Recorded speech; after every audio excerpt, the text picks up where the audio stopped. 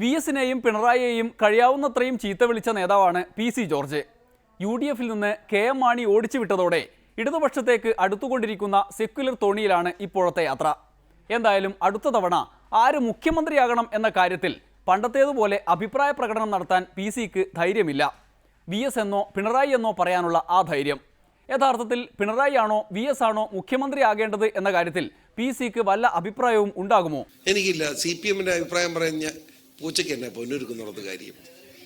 അത് സംശയപ്പെടുന്നത് വി.എസ്. അച്യുതാനന്ദൻ നല്ല ഒന്നാം തരം പ്രതിപക്ഷ കേരളം കണ്ട ഏറ്റവും വലിയ അതിപ്രഗത്ഭനായ പ്രതിപക്ഷ നേതാവാണ് വി.എസ്. അച്യുതാനന്ദൻ. പിണറായി വിജയൻ കേരളം കണ്ട ഏറ്റവും നല്ല ഭരണാധികാരിയിൽ ഒരാളാണ്.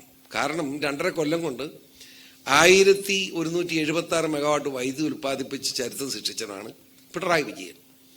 അതുകൊണ്ട് അതൊക്കെ അവരെ പാർട്ടി തീരുമാനിക്കുന്നത്, നമുക്ക് എന്ത് കാര്യം? അപ്പോൾ വി.എസിനെ മുഖ്യമന്ത്രിയാക്കുന്നതിൽ തെറ്റുണ്ടാകില്ല. അത് ഞാനെങ്ങനെ പറയുന്നത്, അത് അവരുടെ.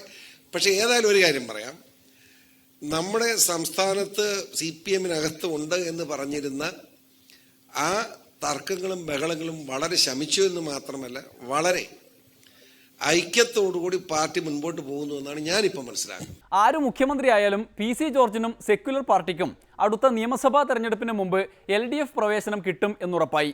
അതുകൊണ്ട് ഇനി പാർട്ടിയുടെ ആകെ ചാവേറായി പി.സി. കുറച്ചു കാലം പ്രവർത്തിക്കും.